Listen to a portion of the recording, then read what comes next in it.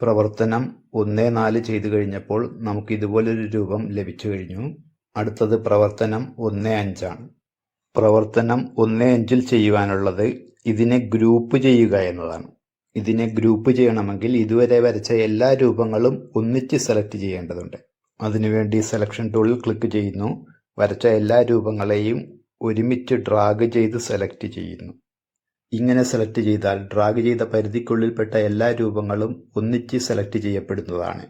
അതല്ലെങ്കിൽ shift key അമർത്തിക്കൊണ്ട് രൂപങ്ങളെ ഓരോന്നോരോന്നായി സെലക്ട് ചെയ്ത് കൊടുക്കുവാനും കഴിയും. ഇനി ഇതിനെ ഗ്രൂപ്പാക്കാൻ വേണ്ടി മെനു ബാറിൽ ഓബ്ജക്റ്റ് എന്നതിൽ ക്ലിക്ക് ചെയ്തതിന് ശേഷം ഗ്രൂപ്പ് എന്നതിൽ ക്ലിക്ക് ചെയ്യുന്നു. ഇപ്പോഴിതെല്ലാം കൂടി ചേർന്ന് ഒരു രൂപമായി മാറിക്കഴിഞ്ഞു. ഇനി ഇതിനെ ഏത് ഭാഗത്തേക്ക് വേണമെങ്കിലും ഇതുപോലെ ക്ലിക്ക് ചെയ്ത് നീക്കിവെക്കാൻ എളുപ്പമാണ്. ഇതിനെ ക്യാൻവാസിലേക്ക് നീക്കിവെക്കാം. ക്യാൻവാസിന് അനുയോജ്യമായ തരത്തിൽ അതിൻ്റെ വലിപ്പം ക്രമീകരിക്കാം. ഇതിനെ സേവ് ചെയ്യുന്നു. ഫയൽ എന്നതിൽ ക്ലിക്ക് ചെയ്യുന്നു. സേവ് എന്നതിൽ ക്ലിക്ക് ചെയ്യുന്നു. നിങ്ങളുടെ ഫോൾഡറിൽ സേവ് ചെയ്യാനാണ് പറഞ്ഞിട്ടുള്ളത്. നമുക്കിത് 10ാം ക്ലാസ്സിലെ സ്റ്റുഡൻസ് വർക്ക് എന്ന ഫോൾഡറിൽ സേവ് ചെയ്യാം. നിങ്ങളുടെ പേരിൽ നിലവിൽ ഇവിടെ ഫോൾഡറുകളൊന്നുമില്ല. അതുകൊണ്ട് പുതിയൊരു ഫോൾഡർ നിർമ്മിക്കേണ്ടതുണ്ട്. അതിനായി ഇവിടെ ക്രിയേറ്റ് ഫോൾഡർ എന്നതിൽ ക്ലിക്ക് ചെയ്യുന്നു.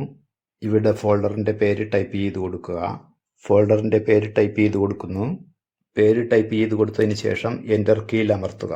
കീബോർഡിൽ എൻ്റർ കീയിൽ അമർത്തുന്നു. സേവ് ചെയ്യാൻ പോകുന്ന ഫോൾഡറിൻ്റെ പേര് ഇവിടെ വന്നു കഴിഞ്ഞു. drawing.svg എന്ന പേരിലാണ് ഇത് സേവ് ചെയ്യപ്പെടാൻ പോകുന്നത്.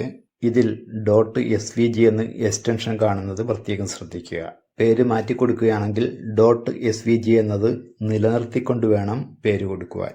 പേര് മാറ്റി കൊടുത്തു. ഇനി ഇവിടെ സേവ് എന്നതിൽ ക്ലിക്ക് ചെയ്ത് അത് സേവ് ചെയ്യുന്നു. പ്രവർത്തനം 1.5 ചെയ്തു കഴിഞ്ഞു.